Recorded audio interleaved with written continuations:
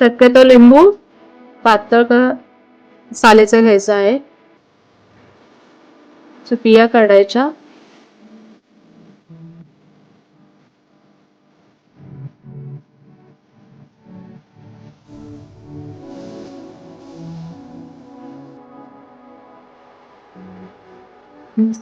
जिरा powder,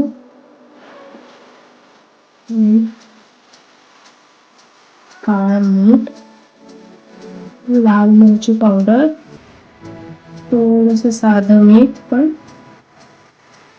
आणि 1 kilo साखर. हे छान असं मिक्स करून घ्यायचं आहे.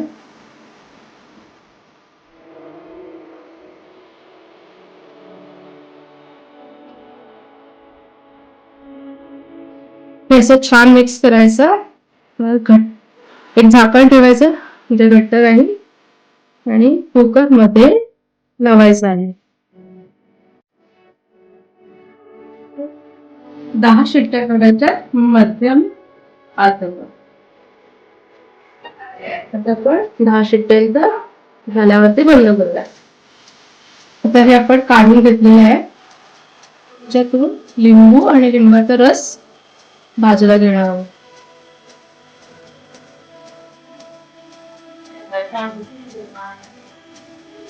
हे आपण असं बाजूला करून घेतलेलं आहे. तर हे थोडंसं टेस्ट करून बघायचं. म्हणजे तुम्हाला जसं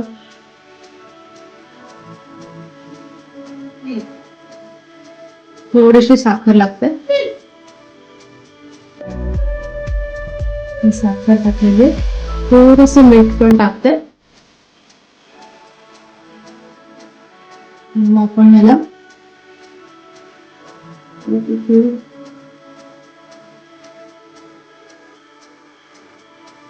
थोडंसं उकळी फुटली किंवा आपण परत थंड होण्यासाठी ठेवूया. आपल्याला पाहिजे तेवढी साखर मिक्स करून झाल्यावरती फोडी याच्यात टाकून थंड करून घ्यायचं. चमचमीत लोणचं तयार.